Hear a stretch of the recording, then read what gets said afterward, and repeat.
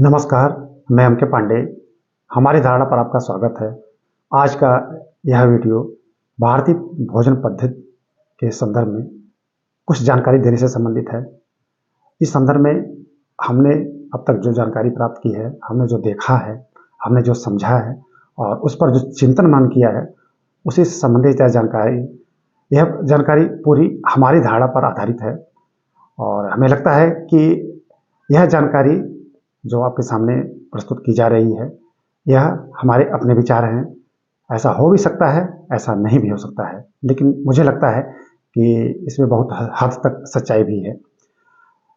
जानकारी शुरू करने से पहले आग्रह है कि आप हमारे चैनल को सब्सक्राइब जरूर कर लें, इस वीडियो को लाइक और शेयर जरूर करें। इस वीडियो से पहले भी हमने बहुत अच्छे वीडियो बनाए हैं, बहुत अच्छी जानकारी दी है। आप चैनल सब्सक्राइब करेंगे तो आपको हमारे चैनल पे विविध जानकारी प्राप्त होगी, आपको काफ़ी अच्छा लगेगा। तो हम शुरू करते हैं। भारतीय खान पान पद्धति या भारतीय भोजन पद्धति मुझे लगता है कि बड़ी वैज्ञानिक पद्धति है। सदैव से ही हम जो कहानियाँ सुनते चले आए हैं और जो हमने देखा है बचपन से ही, उसका अगर हम अध्ययन करें तो हम पाएंगे कि निश्चित रूप से यह काफ़ी वैज्ञानिक है। बचपन में हमने भी जिस तरह से सीखा, जिस तरह से खाया पिया, उसका भी हमें ध्यान है। और हमने कई परिवारों में, गांव-गांव में हमने जो पद्धति देखी है, उसका भी हमें अच्छी तरह से ध्यान है। उसी आधार पर हम बोलने जा रहे हैं। हमारी भोजन पद्धति ऐसी रही है कि प्रायः हर घरों में सुबह आज के समय के अनुसार 9 बजे के आसपास भोजन तैयार हो जाता रहा है या हो जाता है। लोग सुबह 9 बजे, 8:30 से 9, साढ़े 9 बजे के बीच भरपेट भोजन करते हैं। भोजन के मुख्य घटकों में अगर हम देखें तो चावल, रोटी, दाल, सब्जी, भरपेट भोजन लोग करते हैं। भोजन फाइबरस ज़्यादा होता है, यानी इसमें रेशेदार खाद्य पदार्थ अधिक होते हैं।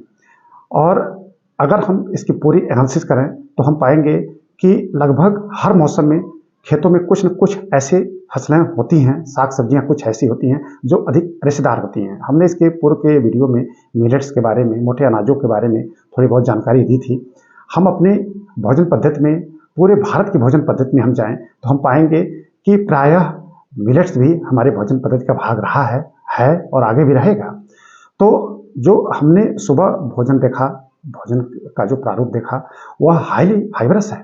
उसमें रेशेदार खाद्य पदार्थ अधिक हैं। रेशेदार खाद्य पदार्थ ऐसे पदार्थ हैं जो भोजन के पाचन और भोजन के अवशोषण में तो सहायक होते हैं, लेकिन स्वयं न तो उनका पाचन होता है और न ही अवशोषण होता है। वो भोजन का भाग होते हुए भी वो भोजन को के साथ रहते हैं, भोजन को आधार देते हैं, भोजन को हमारे आहार नाल में रोक रोक कर आगे बढ़ाते हैं। तो उनका भोजन का भाग रहना बड़ा आवश्यक है। उन्हीं से हमारा पूरा आहार नाल, पूरा पाचन तंत्र सही रहता है। तो मुझे लगता है, हमारी जो समझ है कि भोजन में फाइबरस या रेशेदार भोजन अवयव का होना बहुत आवश्यक है, अत्यंत आवश्यक। हम आज चारों तरफ हम देखते हैं, हमारी जो जानकारियाँ हैं उस हिसाब से हम पढ़ते हैं, देखते हैं कि हमें यह न्यूट्रिएंट्स चाहिए, हमारे लिए यह जरूरी है, वह जरूरी है, यह खनिज जरूरी है, यह विटामिन जरूरी है, सब जरूरी है। लेकिन हम केवल अगर न्यूट्रिएंट्स, विटामिन की बात करेंगे, बस उतना ही लेंगे, तो उतने से हमारी शरीर बैलेंस नहीं रह सकती है। हमारी पूरी शरीर भोजन पद्धति हमारे आहार नाल की सक्रियता पर निर्भर करती है। हमारा पाचन तंत्र हमारी भोजन पद्धति जैसी होगी वैसी ही हमारी शरीर होगी, शरीर की पूरी कार्य पद्धति होगी, हमारी सोच बनेगी।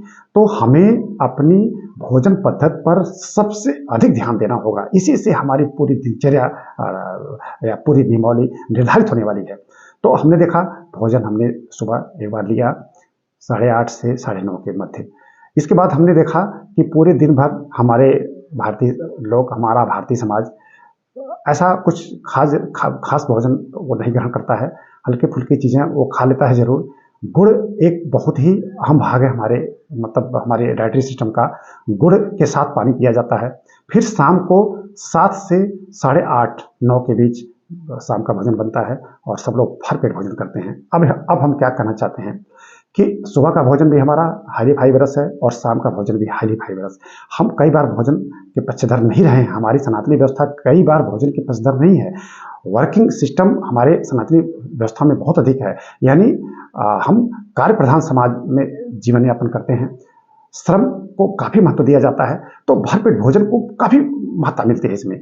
अब भरपेट भोजन फाइबरस है, और जो कुछ भी भोजन लिया जाता है आप उसकी एनालिसिस करें, साग सब्जियां भरपूर हैं, सब कुछ है, किसी चीज़ की कोई कमी नहीं है।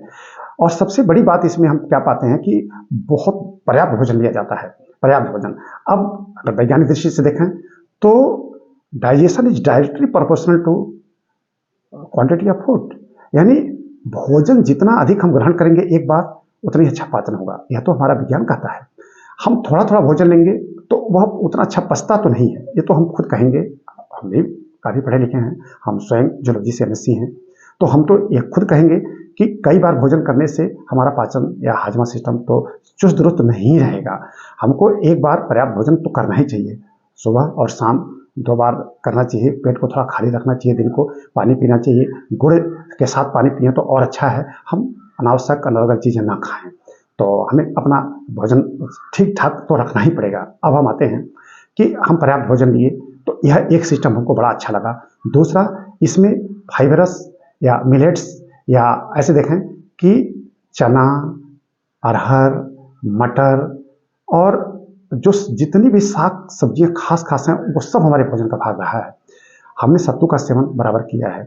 हम अगर इस मौसम में देखें, जैसे इसमें ठंड का मौसम है, तो ठंड के मौसम में जिसको आज गोल्डन राइस कहा जाता है, उसको स्थानीय भाषा में भुजिया चावल कहा जाता है, भुजिया भात। भुजिया चावल या भुजिया भात, सरसों का साग या बथुए का साग। अब वैज्ञानिक अध्ययन इसका किया जाए, सब पढ़े लिखे लोग हैं, सबको मालूम है कि ये कितना फायदेमंद, हाईली न्यूट्रिटियस है। बथुए का साग, भुजिया का चावल, भुजिया भात, या यूँ कहें कि सरसों का साग अगर हम नित्य लेते हैं तो हमको क्या प्रॉब्लम होगी, हमको कोई बीमारी नहीं होने वाली है। तो हमको मौसम के अनुसार इन फसलों और इन भोज्य पदार्थों की तरफ ध्यान तो देना ही पड़ेगा।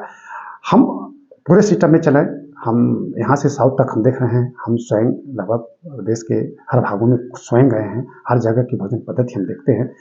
बस उसके एसेट्स अलग, उसके मतलब जो है अवयव अलग अलग हो सकते हैं। हमारे यहाँ कुछ खाद्य सामग्री अलग है, वहाँ की अलग है, लेकिन पद्धति तो हमको एक ही जैसी लगती है। वहाँ के लोग भी, इधर के लोग भी, चारों तरफ के लोग सुबह और शाम भरपेट भोजन करना ज़्यादा पसंद करते हैं। हमने ऐसे फॉरेन सिस्टम में इस तरह की पद्धति नहीं देखी है। हमने बहुत सारे फॉरेनर्स को थोड़ा थोड़ा खाते हुए, हाईली न्यूट्रिटियस जंक फूड खाते हुए देखा है। मुझे लगता है कि उसके मुकाबले हमारी पद्धति बहुत अच्छी है, तो हमें इस पद्धति को जरूर अपनाना चाहिए, इसी पर रहना चाहिए, और हमें अनर्गल चीज़ों पर अपना जीवन यापन निर्भर नहीं करना चाहिए। तो हम इसको क्रमशः आगे बढ़ाते हैं। तो हमने देखा कि सुबह और शाम का हमारा जो भोजन या हमारा जो डाइटरी सिस्टम है वो बहुत वैज्ञानिक है। हम भरपेट भोजन करते हैं, वो बहुत ज़्यादा पाचक है, और इसके बाद पूरा तंत्र हमारा सही काम करता है। और भोजन अमूमन भारत में शाकाहारी पद्धति ही ज़्यादा है, उसमें सब कुछ है।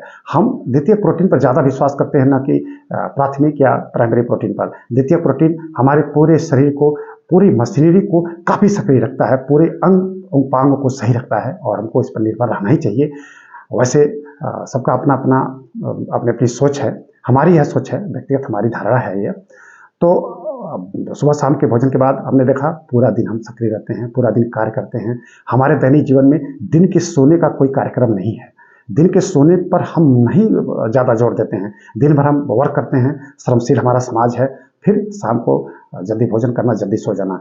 तो हमने जो देखा, हमारी इस भोजन पद्धति के साथ जो एक अनुशासन जुड़ गया है, वह है शाम को जल्दी भोजन करना और रात्रि में जल्दी सो जाना। अमूमन हमने देखा है अधिकांश भारतीय परिवारों में, अब हम ऐसे नहीं कहेंगे कुछ परिवार इतना प्रतिशत उतना परिवार, इन हम नहीं कहेंगे, सामान्य भारतीय परिवार रात को 10 बजे, 9:30-10 बजे तक सो ही जाता है, और यही हमारा अनुशासन है। हम रात को जल्दी सोएं और सुबह 4 से 5 के बीच जग जाएं।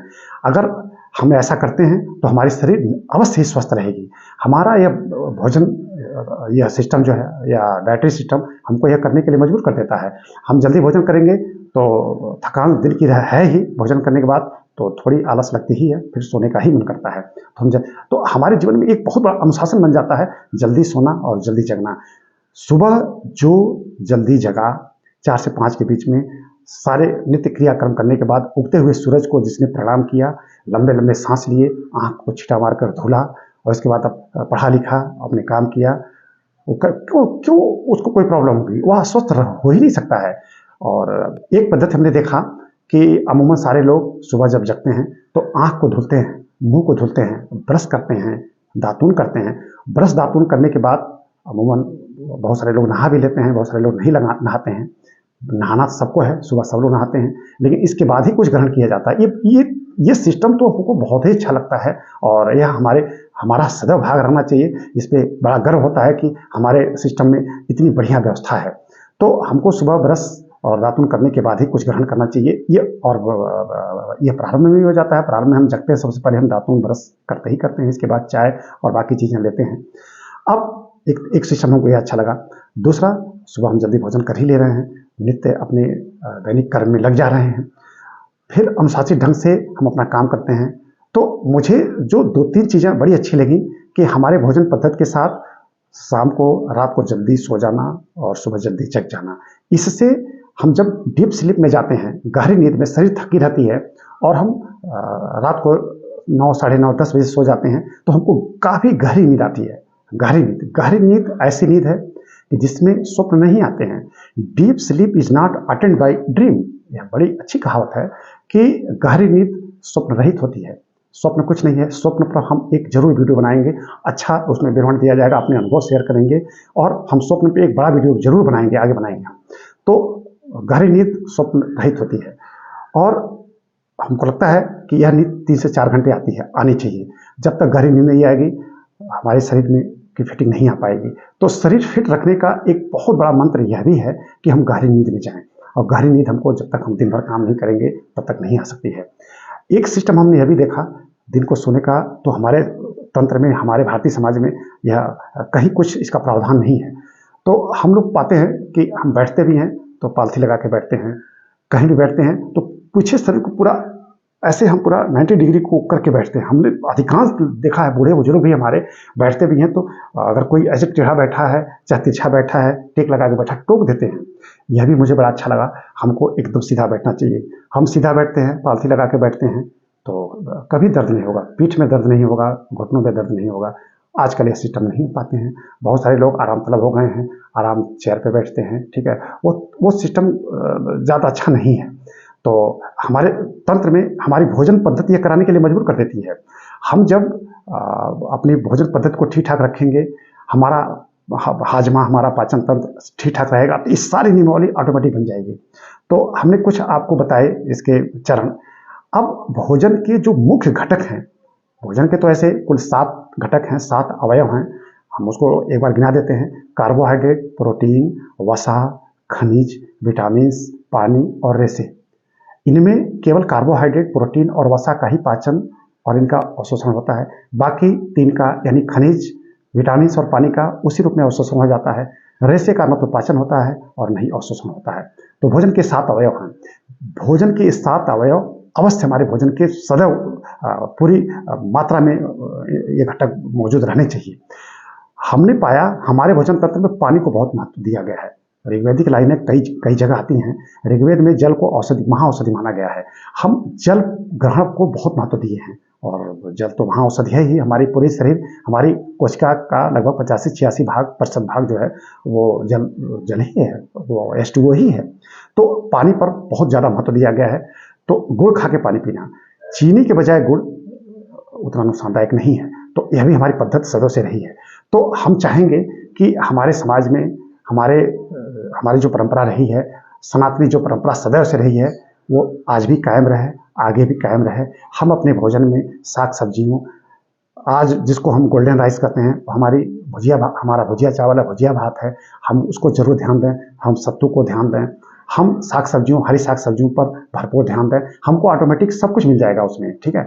और जंक फूड और फास्ट फूड की बजाय अगर इन पर हम अपनी दिनचर्या निर्भर कर लेते हैं तो हम कभी अस्वस्थ नहीं रह सकते हैं। मुझे लगता है कि हमको अपनी नियमावली में जरूर सुधार कर लेना चाहिए। सुबह उठने के बाद हमें ब्रश और मंजन, हमें दातुन करने के बाद आँख पर छींटा जरूर मारना चाहिए, लंबी लंबी सांस लेनी चाहिए, हमको सीधा बैठना चाहिए। हमें कोशिश करनी चाहिए कि हमारे शरीर का लोड हमारे पेट यानी उदर भाग पर ना पड़े और हमारे शरीर का लोड हम ऐसे बैठें तो लोड हमारे मतलब यहाँ छाती पोर्शन पर ज़्यादा रहे, तो इससे तुरंत नहीं निकलेगा और हम पूरी तरह से स्वस्थ रहेंगे, सारे अंग उपांग स्वस्थ रहेंगे। आँख कभी खराब नहीं हो सकती है। आँख पे छींटा मारिए, हमेशा आँख पे मारिए और यह ना महसूस करिए, आप यह ना महसूस करें हमारी आँख खराब हो गई है। आँख कभी खराब नहीं हो सकती है। हम ज़्यादा देर तक देखते हैं तो आँख की आइरिस, आँख की पुतली उसी हिसाब से सेट हो जाती है। एकाएक हम बाहर देखेंगे ऐसे तो आँख चकरा जाएगी, तो आँख कैसे खराब हो गई, तो कुछ देर के बाद सेट हो जाएगी। आजकल क्या हम देख रहे हैं, मोबाइल देखा और थोड़ा सा गंभीरता से पढ़ लिया तो थोड़ा धुंधला दिखने लगा, बच्चे घबरा जाते हैं, आँख खराब हो गई, आँख खराब हो गई, तुरंत दिखाया जाता है चश्मा लग गया। चश्मा लग गया तो आँख खराब हो गई। तो मुझे तो नहीं लगा, मुझे तो कोई दिक्कत नहीं होती है। मैं बहुत अनुशासित ढंग से अपना जीवन यापन करता हूँ। तो मैं चाहूँगा कि अगर अपने हम सनातनी व्यवस्था के तहत जो हमारे नियम पद्धति है खान पान रहन सहन की, उसको अपनाया जाए तो हमको कुछ नहीं होगा। हम एकदम स्वस्थ रहेंगे, कभी कोई प्रॉब्लम नहीं आने वाली है। और हमने देखा गांव में आज भी बड़े बूढ़े बुजुर्ग बड़ी अनुशासित और बड़ी नियमावली के तहत अपना जीवन यापन करते हैं। 90 हम 95 100 वर्ष के बुजुर्ग को हमने देखा, न तो उनको शुगर है, न तो उनको बीपी है, कोई बीमारी नहीं है। इसलिए नहीं है कि उनकी सकारात्मक सोच है और अपने स्वास्थ्य के प्रति वो बड़ी सकारात्मक रखते हैं। हमको सदैव सकारात्मक सोच रखनी चाहिए और ऐसे कि आज सुबह हम जगे हैं तो उगते सूरज को देखें और अपने काम में लग जाएं। ठीक है, हमारे सामने कार्य एक लक्ष्य है, दिन पर दिन का कार्य हमारा एक लक्ष्य होना चाहिए और उस कार्य में हमको लग जाना चाहिए। तो हम अपने भोजन पद्धति में रहें, मिलेट्स का उपयोग करें, साग सब्जियों का उपयोग करें और निश्चित रूप से पानी का सेवन ज़्यादा करें। जंक फूड, फास्ट फूड पर अपनी निर्भरता बहुत ज़्यादा न रखें, तो हम जरूर स्वस्थ रहेंगे। आगे ऐसे ऐसे वीडियो हम जरूर बनाएंगे। आप हमारे कार्यक्रम को जरूर देखें, हमारे चैनल को सब्सक्राइब करना और इस वीडियो को लाइक और शेयर जरूर करें। धन्यवाद।